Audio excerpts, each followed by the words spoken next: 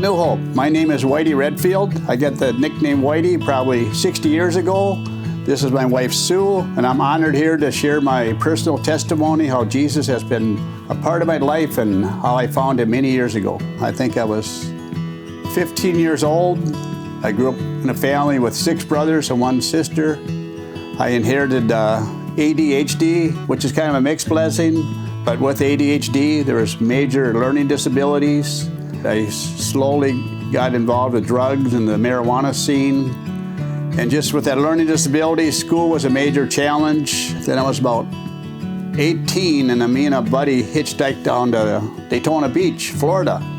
So we spent 6 months on the beach, but again, I got heavily involved in the marijuana scene. I thought that to have fun was to party. I got into drinking a lot, going to parties with friends. The point in my life that really changed in my high school years was my brother was graduating from high school, and we all went to the big field party that night.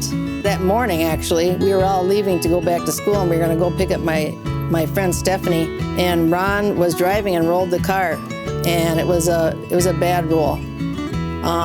He ended up dying, and I ended up going to the hospital in a coma. After that point, life was just a lot of questioning. Why did God take Ron and not me? There came a point when my English teacher was constantly trying to convince me to go to Young Life. And at this point, I really wanted to know Jesus. And I was reading Corinthians, and I was reading about the Holy Spirit, and I was reading how Christ can come into your heart and you can be filled with the Spirit. And I kept on reading and reading and reading. And I sat in my mom's living room, and I asked God to come into my heart. Yeah, I returned from Florida, and again, I was continued to stay in the marijuana scene, but I noticed myself that I was doing it to escape, and there was emptiness in my heart and my life, and I was getting depressed. But my sister, who was a few years younger, would stop every Friday night to invite me to this church with her group of friends.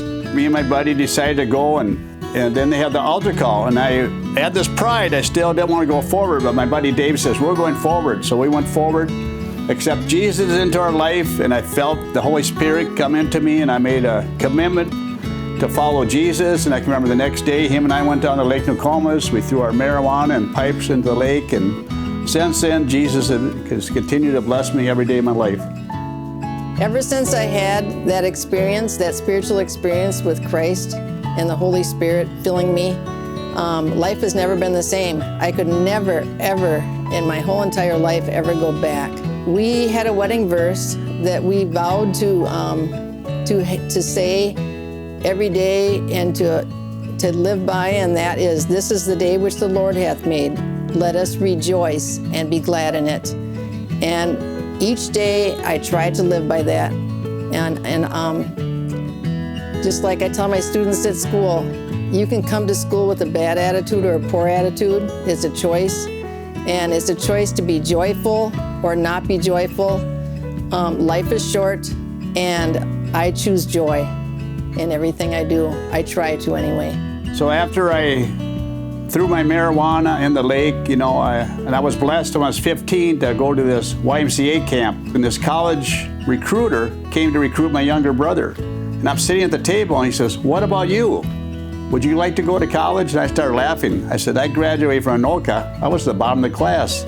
I got this major learning disability." So that was my introduction to go to this small Bible college, Golden Valley Lutheran Bible College, where I met my wonderful wife.